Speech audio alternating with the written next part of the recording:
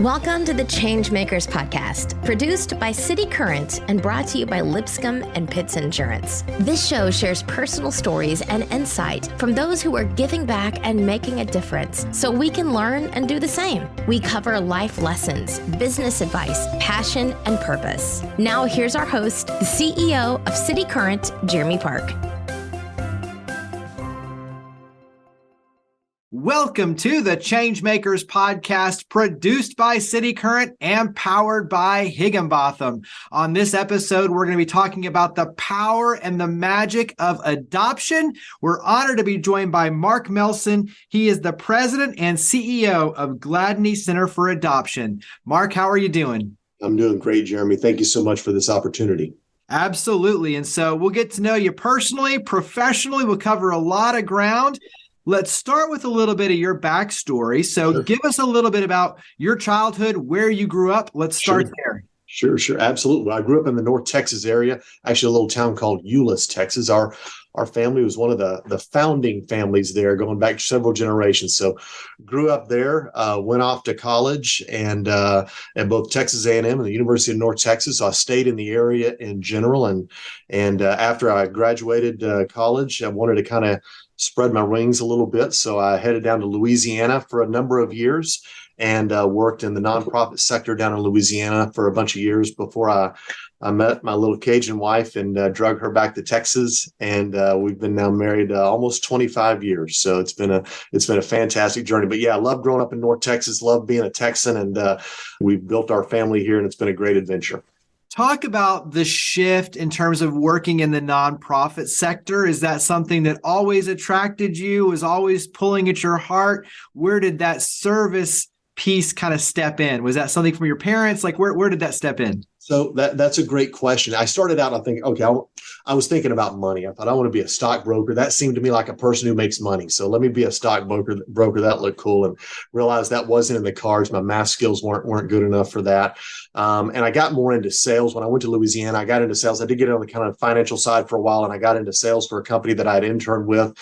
And I realized just there wasn't a lot of passion for selling something that wasn't something that really resonated with me. I was in water treatment sales, whatever that is. And I learned, okay, that's not anything that really is grabbing me. And honestly, I answered a blind ad.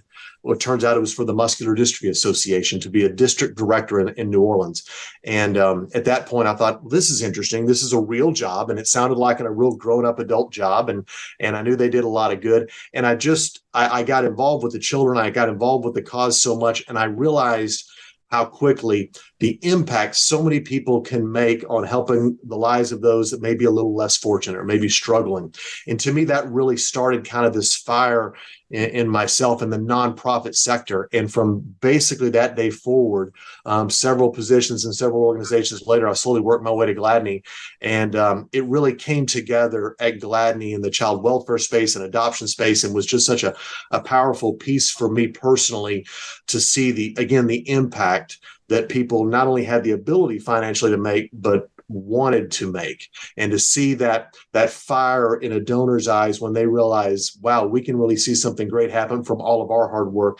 And if we can make that match where the right cause and need supports where their passions are, it's just such an amazing thing to see those great things come together. You and I are both North Texas alum, and so is Rusty Reed, the CEO of Higginbotham. And so give us one fun memory of your time at North Texas. So it was interesting. When I'd been at Texas A&M, and I left A&M, and I had a grandfather that passed away, and I moved back home, and I moved in with my grandmother, and I thought, let me go to North Texas. My brother had gone there, and let me go to North Texas now. And coming from A&M to North Texas, it was different. I'd heard all the stories and obviously Mean Joe Green and all this great stuff with the football and everything, but I was used to being at A&M. And I remember the very first football game I went to, they handed out the fight song on a piece of paper. And I thought, well, this is a different environment than it was at Texas A&M, but I really enjoyed it. We had been there. I'd been there just for a few months, and they were filming a movie there on campus. And it was so much fun to get to experience that. But I really loved it. It was an opportunity really for me to grow up. I'll tell a funny story. I was doing okay in college. I was sort of a C student, rule the world kind of guy at that time. And I was in an accounting class and was really struggling. And I was trying to do my best and trying to really put myself forward. I was a junior and not doing great. And I can remember strategically choosing a seat in class next to this young woman that was just gorgeous, way out of my league. But I thought, I'm going to sit by her anyway. And I can remember an accounting accounting test, I got my grade back. I got my test back, and I had scored 103 on it. And no joke, I went down to the professor and I said, 103 out of what? And she said, well, 100. You missed one, but you got this bonus question right. And I got to be honest with you, Jeremy, I don't remember how I did that. I was just throwing numbers together and it worked. But the magic of that, I went back and sat down, and this beautiful young lady that's sitting next to me, she had not done as well. And she sees my grade and she's like, oh my gosh, we have to study together. You're so smart. And I thought, I am not, but I'm not going to let her know that. Now, the relationship didn't go anywhere. She was way out of my league and would never give me the time of day. But I learned at that point, I've got to study because I've got to help her. And that was really a turning point in my life. With hard work and perseverance, I thought, okay, I can do this. And that's really carried through. Honestly, I learned it in North Texas, and it carried through from there, which was great. Nice. I love the fact too that your brother went there, and the legacy piece of it. I'm in the same thing. My brother and I both went there, and having the motivation to drive to say, hey, whether it's studying or success or whatever it is, when you have the motivation, the fire, it's amazing what you can do. I just had to find that right motivator, and there it was. It worked. It certainly worked. Well, let's switch over because, Sure. On your end, you have worked with some amazing nonprofits. When you look at Harris Methodist Health Foundation, Big Brothers, Big Sisters of North Texas, very prominent, well-known brands when you talk about Texas and, powering the good. Give me something, within the nonprofit side, when you talk about your experience and carrying that over and, really refining your leadership skills. Give me one experience that stands out in the past that really has helped you succeed now. So the biggest thing I get a lot of times, and when you talk to people and you say, oh, I'm a nonprofit, and the first thing you get back is, oh, I could never ask anybody for money. That seems so hard to do. And I was very much in the same boat as well, starting at Harris and even before that in Louisiana and coming back here. I didn't like that, don't like that part either. And what I learned is, in all of your work in nonprofit, if you're coming at it from pure intention, and if the work that you do is honorable, and the organization you work with, like those brands you mentioned that are just such great organizations, people absolutely are willing to sit down and talk. And when I would literally say, and I say it to this day, I'm not good at asking for money. However, I'm going to present an opportunity that if it's the right opportunity and you're motivated and wanted to give to support that, great. If it's not, give me the chance to go back to the drawing board and come back with something else. I want this relationship between the donor and the nonprofit to be a good, productive relationship. Giving should feel good. And if a person doesn't feel good about giving, something's gone wrong. And frankly, it's gone wrong on the nonprofit side. So I approached it from that. And again, we had wonderful Big Brothers Big Sisters, amazing organization, what they do. Obviously, the hospital system here in North Texas is just incredible. And the work that they do is just unbelievable. The heroes at work, they're just amazing. It was, quote unquote, an easy product to sell, if you will. However, that's not everybody's motivator. And so my focus has always been, and even at Gladney, of how do I present an opportunity to a person who I know is generous and wants to be generous, but we want to make it the right fit. And that really helped me throughout my career in nonprofit, really helped to kind of guide me through this process. And I learned if we're doing it for the right reasons, we're never, ever wrong. And whether that's helping a child who's in the child welfare system, or a child in a hospital, or a kid who needs a mentor, or whatever the situation is, if we're doing it for the right reason, we're absolutely never wrong. And that's worked so well for me. The alignment of the heart and the mind, the pure intention really drives success, which is powerful. And it gives you power. It gives you the center of being able to do all the right things, and especially to make the ask, which is important with confidence. Yeah. I want to ask one more question, then we'll switch over and talk about Gladney in more detail. For you and your wife, you mentioned obviously the Cajun side, meeting your beautiful wife. Give me something that it could be a tradition, especially on her end, or something that you've taken with you from Louisiana. So in other words, what's something like a tradition or something that you do now that is a carryover from your time in Louisiana, especially with her? When I went down there, I got ingrained in the local community and these southern Louisiana towns were just so great. And I was such a foreigner coming in from the outside. I looked like a banker, and I didn't fit in, but they embraced me so well. I loved and grew to love so much just amazing crawfish boils. And it's like barbecuing in Texas. It's not just the actual piece of food that you're putting in your mouth. It's the whole experience around it. And just the romancing of it that goes on and the passion that some of these wonderful Cajuns have for boiled crawfish and just seafood in general. We brought that back, and we've been back in Texas now for a little over 20 years. And on my wife's birthday, which is in May, we always boil crawfish, or I'll go get crawfish and we'll invite friends over and stuff. And it's fun just to see these true Texans that have never really eaten crawfish much or been a part of that, a big crawfish boil, to get to experience that as well. And just, again, the music and the passion and maybe a Miller Lite or two or something. It's just such a fun experience. And we've tried to instill that in our children, our own family, just that, you may not have the most money in the world, but boy, you can certainly be happy in an environment where you've got good friends and a good opportunity around each other. And that's what that community does so well. And so we've brought that back with us. It's just been so much fun. I was a marketing major at North Texas. Our senior project was on razzoos. Yeah, there you go. Perfect. Great stuff. What makes a good crawfish boil? So is there a secret to your success on that side for the experience of it? I tell you what, and I've tried different recipes. My father-in-law is just a great chef. He's a surgeon down in Southern Louisiana, but he's a great chef, and he does a wonderful job with that. So I followed some of his leads, and of course now with the great internet, you can Google everything like that. I am more of a boil the spices with the crawfish kind of guy. Some people will put spices on at the very end, and it makes it real spicy to touch, and I'm not crazy about that. I like them to be pretty hot, and I enjoy that piece of it. But boy, putting some sausage in there, putting a little corn in there, putting a little potato in there, and some mushrooms and other things. Oh my God, it gets me excited just thinking about it right now. I can't wait for crawfish season to come back. Making everyone hungry. I like it. That's right. So let's switch over and let's keep it on the family thread, but we're going to transition because you yourself are a Gladney Dad. And so talk about your family and especially around adoption. So it's interesting. My wife and I, when we got married, we were a little bit older. We were in our later 20s when we got married, and immediately wanted to have children and struggled a lot having children. We went through a lot of infertility, and honestly didn't know if we would ever get pregnant. And we did, and we lost that child. But then we were just dedicated and focused, and we thought, God has a plan for us, and we'll figure this out. And we were blessed about a year and a half later with our daughter, our oldest child. She's now a 20-year-old sophomore at Baylor University and doing well. And she was such a miracle and such a blessing. And we thought, well, great, we've got a child, and this is our plan. And then we were blessed just a couple of years later with another daughter, which was just amazing. And she is now a senior in high school, captain of her golf team, just a great spirit, a great heart, a great child. And my wife and I thought, well, okay, that's really it. Prior to the birth of our first child, we'd actually come to Gladney when we just moved back to North Texas from Louisiana, and we had heard about them. We were going to adopt through Gladney's China program, and like with international, it has some ups and downs, and it hit kind of a delay. So we switched over to the domestic side, and it was in the middle of all that is when my wife got pregnant with the child that we lost. But that's when we paused everything and said, let's just take a break and see what happens. So we were blessed with two beautiful children, but I was familiar with Gladney. I have an older brother went to North Texas with me that was adopted as well, not through Gladney. So adoption was in our family. We knew a lot about it.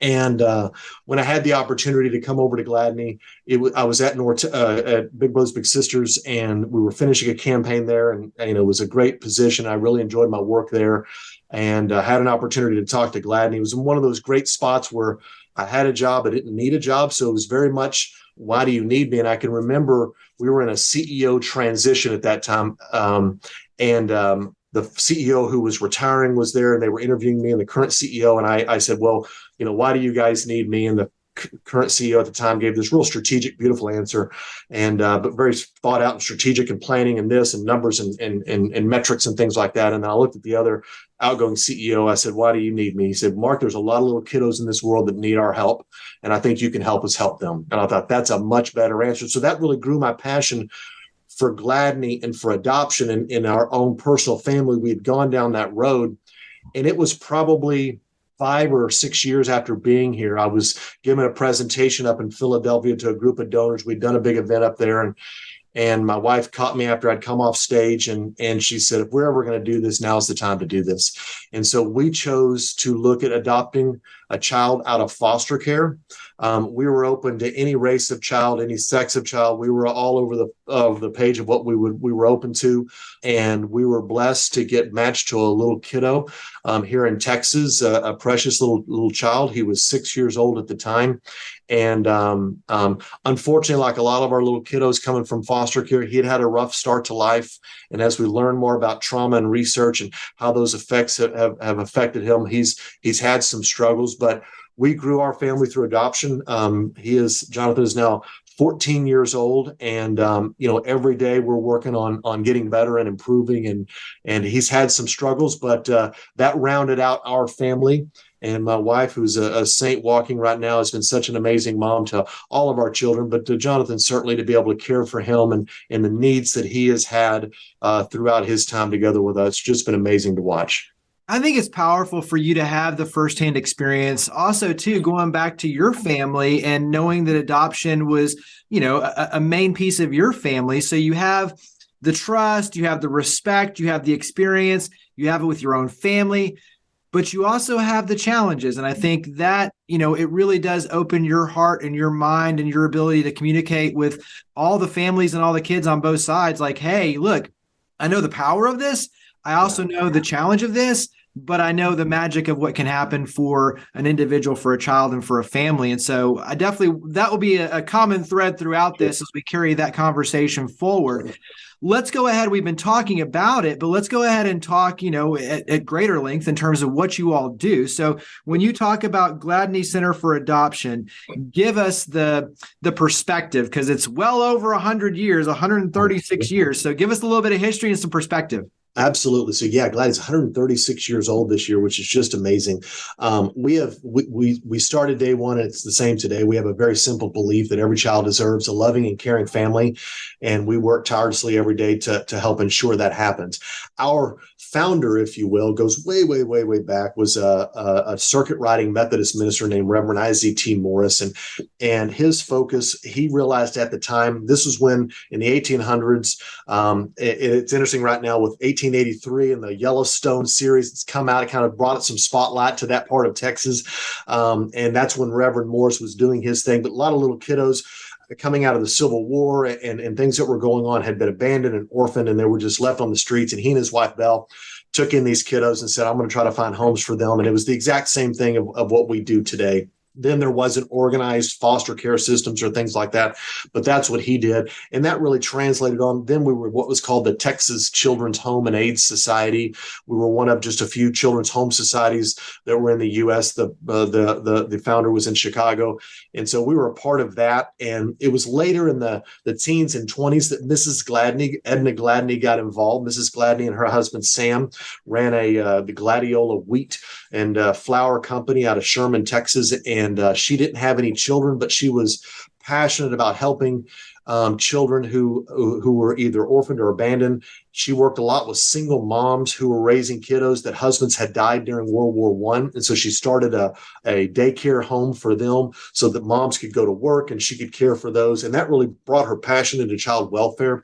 Reverend Morris and his wife, Belle, recognized that and got Mrs. Gladney on the board. And after Reverend Morris passed away and Belle passed away, the board went to Mrs. Gladney and said, would you step in on an interim basis to help us run the organization and be the superintendent, it was called then. And she ran it for 33 years and later was renamed in her honor. There's a great movie, if anybody's ever bored in the middle of the night, can't sleep, to go on to like Turner Classic Movies or something called Blossoms in the Dust. And it really was a spotlight of her life. Now, there were some Hollywood liberties to it, but it talked about her passion for adoption. And she really made this shift at that point. All of these children that were being abandoned on their doorstep, she realized, wait, those children are coming from somewhere. What's going on? And she really focused on how do we grow our services and support for the birth mother, the expectant mom, and how do we care for her and provide her with resources. And that really started that Gladney's journey in what we call the domestic infant program. and we operated a maternity home on our campus for 70 plus years and tried to provide resources and services the best we knew at the time to care for an expectant mom, and then adopted families who were coming to us in most cases then from infertility issues, and try to make those things come together. But since that time, we've even expanded our services. We operate now, and this has gone up and down since we began. We've operated in 18 different countries. Now we're in 3 countries, China, Taiwan, and Colombia. We started an international program in the early 90s, really to focus on helping kiddos there. And that's seen a lot of changes up and down. Obviously, with COVID, it's changed a lot as well, and it's really slowed those programs down. But we're still active in those countries and looking to expand. And then in the late 90s, we sort of shifted back to our roots. We hadn't done much work in foster care since those early days. And we took a step back and realized there's a lot of little kiddos right here in Texas and around the country that are living in foster care that are legally available for adoption, that need a home. And could that be an area of focus for us? So over the last few years, especially the last 2 decades, but really the last few years, we have seen so much growth in our focus in those areas of providing services and support to families who want to adopt a child like my family and I did out of foster care. How can we help those children be successful and thrive? And not that it's diminished any of our focus on helping families grow their family through adoption, through the domestic infant program and services and support services and counseling services for expectant moms and birth moms who are making an adoption plan, and certainly those kiddos coming out of orphanages in other countries. But we've really seen sort of an expansion in the area of focus as it relates to helping kiddos coming out of foster care, and really wrapping our arms around the needs that are there for those kiddos that are coming from such hard places in their early life. So that's kind of where we are today. We'll place about 150 kiddos this year for adoption. That's split pretty much between foster care and foster adoptions and our domestic program. We still, as I said, operate internationally, but COVID slowed that down quite a bit. It's starting to pick back up as we saw China's now reopening. And so we'll see where that goes. And there's opportunities there, but there's still room for growth and impact in this world. Goes to show you do a lot. Let's go ahead and take it in threads. And let's start with the foster care side, the foster children. Give us an idea of the number of kids. When you talk about youth in the foster care system, I know it's going to be a range, but give us an idea of just how large that is. And just like your own experience, what these children are having to deal with and process, the trauma that they're coming in with. So give us a little bit of their backstory and the number. Absolutely. So in the U.S. today, there's about 400,000 or so kiddos that are living in foster care right now. Close to 100,000 of those kids are legally available for adoption. And that means along the way, the parental rights were terminated, and more than likely, there's no kinship adoption. An aunt or an uncle or a cousin is not going to come forward or hasn't been found yet to adopt. So these kiddos are just waiting.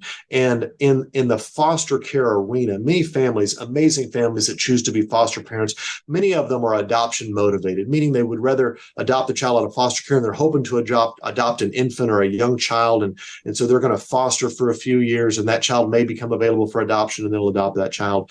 Gladney's focus has been much more on kiddos that are a little bit older, kiddos that the parental rights have already been terminated, and more than likely the foster parent is not going to adopt that child. And now they're just waiting, and they're kind of stuck in the system. And in Texas, it ranges between 20 and 30,000 kids that are in foster care, and anywhere between 5,000 and 7,000 children that are legally available for adoption, again, that are just waiting. Sadly, most of those kiddos that are waiting are eventually going to age out of the system at 18.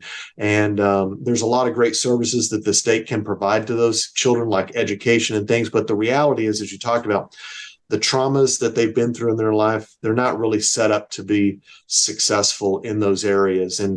And right now we see most children are pulled from a family because of what we call neglectful supervision. Just mom and dad, or if it's a single parent, they're just not in a position to care for the child. And the child may have some struggles already, and they're just not in a position to care for the child. And sadly, once that snowball starts rolling, a teacher or a counselor or somebody identifies that the child's not doing well. And as they investigate and they look, they realize that maybe the child's not been given the best care, and they get pulled into foster care. Every effort right now is made to replace the child back into the biological home. Unfortunately, sometimes that's just eventually not the right solution for that child. And one of the areas we focus is at some point you've got to look at the rights of the child and what does the child deserve and need. And obviously we want to provide them with a loving, caring family, but certainly if the birth parents are capable and have the resources and resources can be provided so that they can care for that child better, that's the best scenario. But sadly, and so many times we see it's just not in the cards to work out that way. So these kiddos get placed. The hard part is, and from research and the wonderful, amazing work that's being done in researching trauma to the brain, right here at TCU, right down the road, the Parent Care and Purpose Institute, they do a lot of work on how trauma affects the brain, especially at a young age. People like Dr. Bruce Perry have done just such amazing work on how trauma affects a child at a young age. And even from those very first critical days and weeks, if there's neglect that's taken place, how that can impact a child's brain ability to develop. And so those are areas and priorities where we at Gladney have begun to look closer at of how do we start to fill some of those gaps and help those families and prepare those families for challenging situations. Again, like what my own family has gone through. But yeah, we see a lot of little kiddos that are struggling. And our focus, especially at Gladney, is how do we just find the very best home and situation for them and then surround them and resources, hopefully, to make them be successful, help them to be successful. So carry that into then for a family, especially for parents who say, I want to be a part of the solution. I want to step in and be a forever home. Talk about the process. Yeah, absolutely. So family comes forward and says, hey, I want to adopt a child out of foster care. What do I do? There's a lot of trainings that they've got to go through. We supply a lot of different trainings that families have to get so many hours in preparation for this child. And then it's sort of open up their mind and their thoughts on the child they would like to have in their home. There's a lot of sibling groups. A lot of families come in and say, I want a younger child or whatever, opening their mind to say, these are the children that are available for adoption and finding where the right fit. They go through a home study process, and it's a pretty invasive process. We have to make sure that they're a great family and going to be a great fit for the child that's in their home and that they're prepared for the child that's in their home. So many times, and Hollywood does such an amazing job of telling these incredible stories like Blind Side and Instant Family and things like that, where, it always wins in the end. Your child is a blindside offensive tackle, and it's all worked out in the end. The reality is there's so much that goes on before we ever get to that point. And the focus is a family has to be prepared and ready to say, I know this is going to be challenging. I know I'm bringing a child into my home that I didn't get the chance to witness every breath they've ever taken. And I don't know the traumas they've gone through. And honestly, even the file that they get, doesn't tell the full story of what the child has gone through. There's so many gaps that are there. So the focus, a family has to be prepared to say, I've got to kind of relinquish control. I may have been an outstanding parent, and we have two perfect, beautiful daughters. And I was one of those guys that would sit in Chili's and judge every other parent for their child running around crazy, thinking how perfect our children are. And then the good Lord bless us with a son that's that crazy little child that now we're ducking down going, okay, everybody's looking at us now. But you have to be willing to say, I can suspend what I think I know about parenting and really be accepting and learning from this child. And I've got to put their needs first, way before my own. And we have such amazing families that come forward and do that. Right now, what we're seeing is there's just a gap in resources available to help families. And the system is just so strained right now. And trying to find those therapeutic resources to help those families who may be struggling and get them prepared when those situations do arise. There's such a great need that's there for that right now. But once they go through that process, they get matched to a child based upon their desires and needs and the child's needs. And we do several visits to make sure it's a good fit. And once we've all determined that, hey, this is a good fit, we place the child in home, but then we stand beside them really for the rest of the child's life, but really walk alongside them while they're finalizing their adoption and making sure they've got the resources they need to be successful and help them through this process. And then to be there to say, what else do you need? When you have a question, something comes up or you're having a hard time or there's some challenging situations, we're here to help if we can through that process. Obviously, it's challenging, just like you're mentioning, but at the same time, there's a powerful experience that changes the child, it changes you, it changes your family for the better, right? It powers the good for yourself. So give us some words of encouragement based on what you've experienced firsthand. Well, it's interesting because, again, with our own son, we've seen, I mean, with the good times and the bad times, we've seen just such strides in him of improvement and where he's wanting and trying to be better. And again, we still have some struggles to go through, but he's trying to get better. And we know that. The interesting dynamic that it's seen is within our immediate family as well. And really with my daughters and myself and my wife, you learn a level of empathy that everybody has a backstory. Everybody's journey to where they are in front of you today is a story that's there that we may not be aware of. It's real easy for us to drive up and down the highway and honk our horn and yell at people, or run into somebody at Walmart and they're just not in a good place right now, and you tell yourself this story of they're just a bad person. What we've learned through this, I think, is very much a level of empathy to say, hey, who knows what that person today has gone through, what that child has gone through. In everybody's class, you always had that one kid that was a little different. It wasn't a good child. That's shown our children that you don't know what's going on in that child's home life right now. All we can compare it to is the love that we have in our home, and the healthy meals and the nutrition, the good night's sleep, and the help with homework.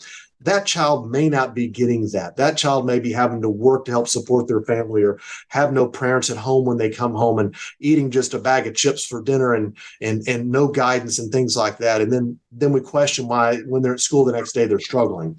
It's grown that amazing level of empathy that's there. But really, we've also seen so many of these wonderful, beautiful children just thrive. Once they've gotten that stability, once they've gotten that security, and once they've opened up their heart to go, this family really does love me for me and accepts me for who I am, and I'm safe now. If we're not meeting the safety needs of these children, those Maslow's hierarchy of needs, food, shelter, clothing, security, safety, things like that, there's no way they can learn and grow and love. And so once we've helped families understand that, you can just see that love and that growth take place from there. So many kiddos, these beautiful kiddos that are living in foster care right now, that are deserving of a family to care for them and love, are just ready for that love and support. And it's a blessing to have families that come forward and say, yes, we can do that. And you just see those wonderful blindside stories that happen. You see those wonderful instant family stories that happen, that these families are thriving because of that love that's there.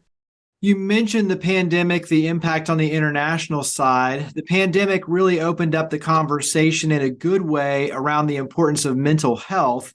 Yeah. When you talk about the trauma, and you mentioned the work being done at TCU, how has that played a role in terms of the increased focus for the world on the importance of mental health, on trauma? How has that kind of helped your efforts, or played a role in your efforts focused on helping our youth? Well, it's interesting because even at Gladney, as much as we've said, we're here for you for the rest of your child's life, whatever your needs are, call us and we'll try to find you resources and help.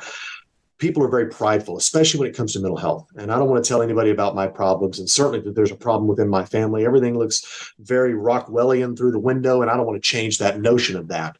And that's true in the adoption world as well. The good thing that's happened now is sort of the stigma of this bad mental health situation has kind of gone away. And people are now willing to raise their hand and say, wow, I think I need some help right now. Things are not going well, and I can see it happening. I need help. And that's been positive because it's starting to raise the bar of mental health services that are out there, and really the learning that goes through that. So the positive piece is we're seeing people now more raise their hand and say, hey, I need help. I'm in a rut. And they're saying it long before it's at a catastrophic moment. They're saying it early on, and they're asking better questions, especially in the adoption side. I've noticed my child is doing this. Is that me as a parent doing something wrong? Is that a adoption thing? Is that a trauma thing? Help me understand that. And the quicker we can start to unpack those things, the better. But we are seeing many resources flood into the market now to try to help provide these needed mental health resources. The adoption side is a little bit unique because you start to layer in a few other factors that can be in play. Not always, but sometimes we'll work through some identity issues. If you have a child that's been adopted, even if they're adopted from birth or out of foster care, out of an orphanage, at some point there may be an identity related question that comes up. Who really am I? Who's my aunt? I know my mom and dad's story and they're amazing and they love me, but who really am I? And what we've seen historically, which is now starting to change, but in the mental health community, the second that a therapist would say, oh, you're adopted. Okay, bing, bing, bing. It's an identity thing. It's this, and the adoption is the problem.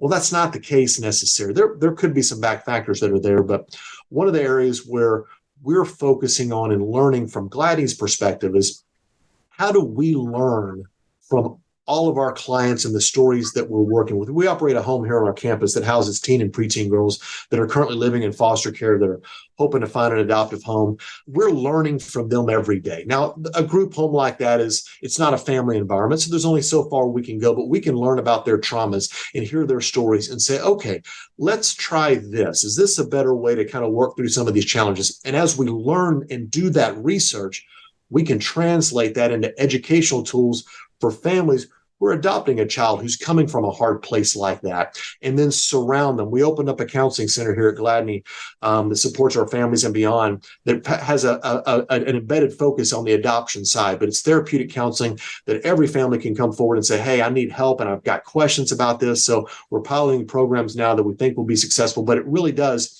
it brings to light the needs that are out there right now and frankly, the gaps that are in the mental health community. Touch briefly, there's so much ground to cover and we're already running short on time, but touch briefly on your work with the expectant mothers. On the expectant mother side, it's interesting. And this is where we've seen such dramatic changes in adoption. And I'll be honest with you, Gladney's is an older organization. We've been around a long time, but we've continued to evolve and try to reinvent ourselves.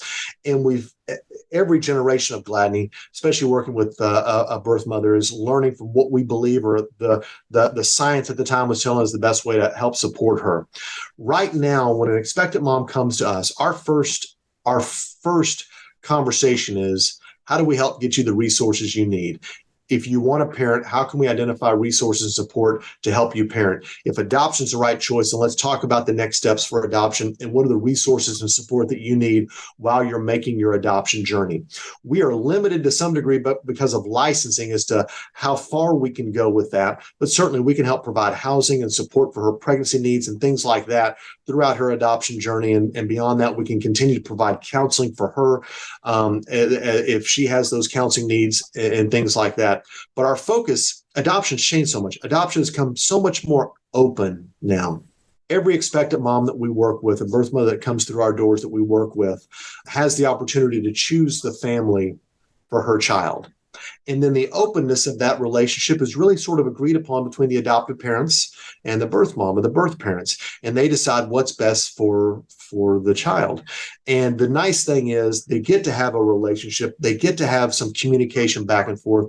Birth mom knows the care that her child is receiving. She knows the love that that child is receiving.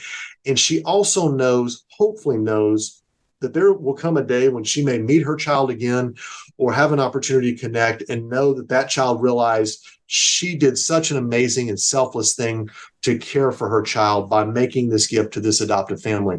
And that's what's powerful about it. That's a change that's happened over the last 25, 30 years.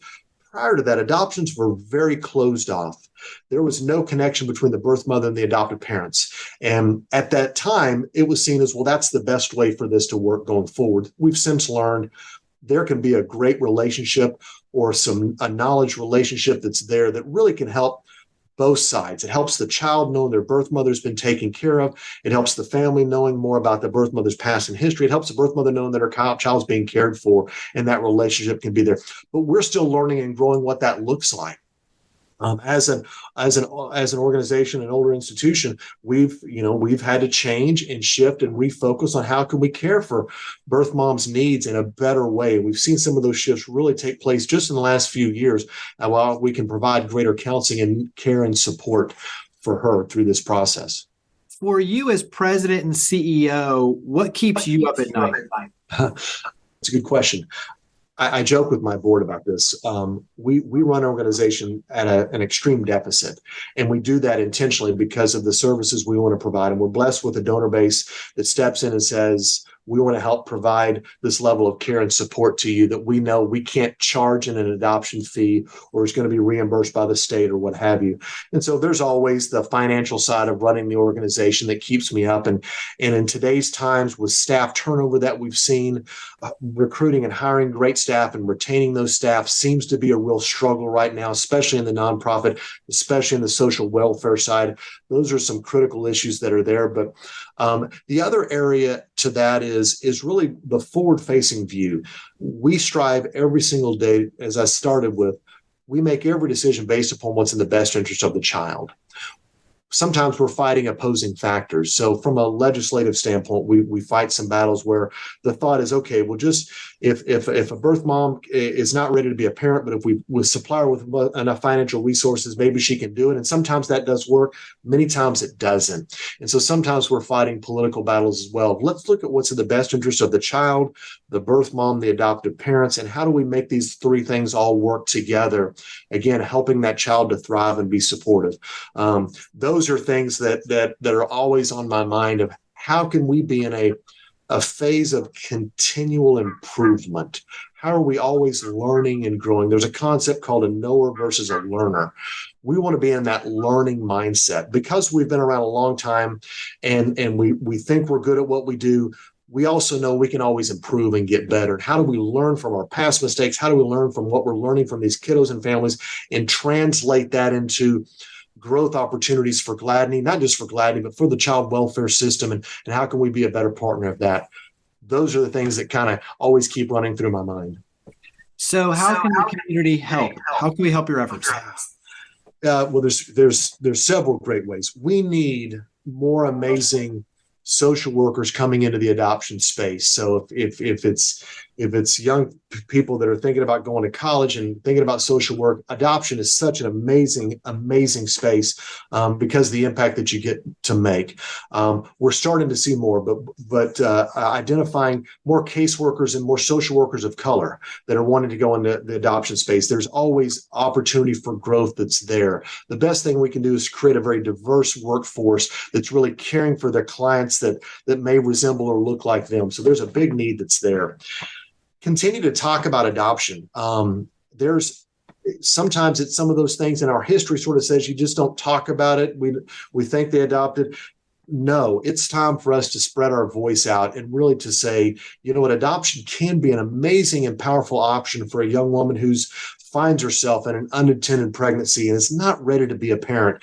And even though there may be forces saying, hey, there's resources, you should parent, giving her the voice to say, you know what, I've got to do what's right for me and what's right for my child, and maybe adoption's it. But to continue to share that message, continue to advocate for kiddos who are coming from hard places, learn about the needs of these children and how our communities can rally around. We've formed a partnership locally here with the YMCA. They've just done an amazing job of really telling the stories of kiddos that are in foster care that need that forever family and continue to be an advocate. And what I would say to people, and I've had a lot of people say this to me about our own family, Mark, I could never do what you've done. And that's true. Adopting a child, especially a kiddo coming from a hard place, is not for everyone. There's amazing, beautiful stories, but there's also some hard stories, and it's not for everyone. But they can support someone, either financially to support that family or the institution, or to be there for them as a resource. Respite. My wife and I, when we first adopted our son, there was a local church not far. We were not a part of this church, but we heard they did this adoption night where you could come and drop off your foster child or adopted child out of the foster system, and they'd show them a movie and kind of babysit them for the night. That was such a blessing for our family just to go have a quiet dinner. We were so blessed to be able to have that moment. And that's where so many families can step in and say, you know what, let me take little Johnny or little Sally, and I'm going to take them to the mall or the park today. And you go get a couple hours of whatever it is you need to do. There's so many ways that people can stand up and support these families and be a resource to them. That's tremendously helpful. Yeah, very well said. I love it. Let's wrap up with a lightning round. It's a fun chance for us to get to know you better. So quick questions and quick answers. Let's start out. What do you like to do to relax? If you saw my game, it's maybe not that relaxed. I love to play golf. My middle child is the captain of our golf team, and she's gotten so good. And I've enjoyed just watching her grow and flourish there. She's such a little bright little inspiration. I love to play golf any chance I can. I love to do that. But honestly, being with all of my children and spending time with them as much as I can. Like I said, I have one that's off at Baylor right now, and she's in pre-med and just passionate about what she's going to do in her life. And so she's super busy, but every little moment I can still with her is great. Times with my son certainly are just amazing. So I try to dedicate as much time as I can to my family, but I do enjoy golf. Nice. Well, I have some history with Baylor as well, so sick 'em Bears. All right, so what do you like? A favorite movie, favorite TV show? What do you like to watch? So I love The Office, and I've always liked it. And actually, The Office has become sort of in the middle of the night when I wake up with all these problems of the world that I'm trying to solve, I can put The Office on and fall right back to sleep and just listen to it because I've seen every episode a bunch of times. So I love that. Movie-wise, it's interesting. And there's a lot of great movies, but one that I joke with my family about, I really, really like the movie Gladiator. It came out a number of years ago, maybe 15 years or so ago, and just was such a neat movie. And every time that it comes on, it's one of those that every time it's on, no matter where it is, I'll stop and watch it. And then I joke with my family going, well, I don't know that I've ever seen this movie. What is this movie? And they just throw stuff at me and yell at me. But I love that movie whenever it comes up. It's one of those I just can't put down. And I'm a diehard Dallas Cowboy fan, regardless of the ups and downs. And the frustrations that are there so many times. My grandfather worked for the Cowboys for 22 years, and I just love the Cowboys and all of the pain that causes me, but joy as well. That's a cool storyline. So Gladiator, I'm assuming the Russell Crowe, Ridley Scott version. Okay, yeah. All right, He's just so tough and cool in that movie. It's just, I think, wow, that's a guy there. It's something else. I love it. Crazy. Where's the family vacation spot that you enjoy going?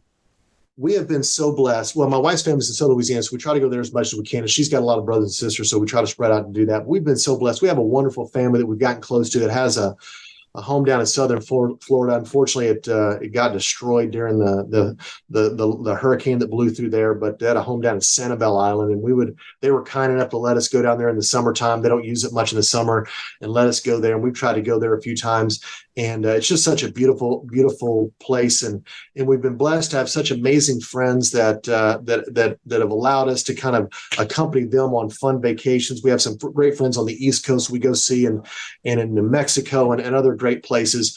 We love to ski when we get a chance, and try to make it up into the Rockies a little bit and do that. But really, Florida has been a real special place for us, and just sort of that moment to disconnect and unhook. And it's been so nice. Where's one place you and your wife want to go soon? Oh, yeah. I've spent a little time in Europe, as has my wife. Neither one's have ever been to Italy, and we're just dying to go to Italy. We enjoy a glass of wine on occasion, and it just seems like such an amazing place with the history and the art and just the food. And I'd love to be able to spend, weeks there touring up and down Italy and seeing that beautiful country. With my work, most of the countries that I go through, while are amazing and beautiful, usually the parts that we are in are the developing parts, because that's where there's an orphan need. And so we don't always get to see the pretty parts. But that's a spot she and I would love to go to, hopefully someday soon. When you have friends from out of town visit, where are some places you like to take them in the Dallas-Fort Worth area? Yeah. Well, we always want to try to make a run through the stockyards here in Fort Worth, especially those that are from the East Coast. And it's great because they just embrace it so much. They get into that vibe and do that. So we'll absolutely go. We've got some friends coming in the next few weeks, and we're already planning a trip down to the stockyards and kind of wander through that and ride the train and stuff like that. So we always try to go do that. But as you know, North Texas got such a diverse area, from the museums and the art and just the golf courses and just the greatness that's here. It's such a diverse area. It's such a blessing. But we like to do that stockyard part. We used to, growing up, we'd go to Spaghetti Warehouse there at the stockyards all the time. That was like the go-to spot. So great. It's an amazing area for sure. Talk about, on your end, legacy. What do you want, many, many years from now? Obviously, you're creating your personal legacy every single day, but many years from now, what do you hope people say about you and your impact with your family and obviously with Gladney? Sure. On the Gladney side, I'll start there. I am like all of us. I'm a flawed person and not perfect, and I'm trying to surround myself with people that are way smarter than me, that make me look good, and we can work together. But at the end of the day, I hope that when they look back on the history books when I'm long gone and they go, wow, Mark was a person that truly did care for what's in the best interest of our children that we work with and was trying to always make things better. I get bored quickly. I don't know if it's ADHD or what, but I get sort of bored being stale and stagnant. I'm always in this process of how do we improve what we're doing? How do we make our systems better? And sometimes we're right on those. Sometimes we make mistakes and we learn from those mistakes. But I'm hopeful that we'll look back and go, this was a time really for change, not only for Gladney, but the child welfare system. And Gladney was really leading that charge. We're launching our 10-year strategic plan, and it really does call for a lot of change in that area and how we can improve that process. So hopefully that will be the case. I hope from my family standpoint, there's never a doubt that every single day I loved them more than life itself. And they were my very first priority. I try to balance that work-life balance. And as the CEO of an organization the size of Gladney, sometimes they take a back seat, but I'm trying every day to earn their grace in my efforts and what I'm doing, and then bring them along with me as well. My family's been blessed to get to go on some of these outings and events we've done with Gladney and trips and things like that, and really show them the passion of what we do. And hopefully that's being instilled on them as well. But at the end of the day, the more I can be there for them and they truly believe that I had this unwavering love, then I think I've done my job. Wrap up with where we can go to learn more. So mention the website for Gladney Center for Adoption. Where can we go?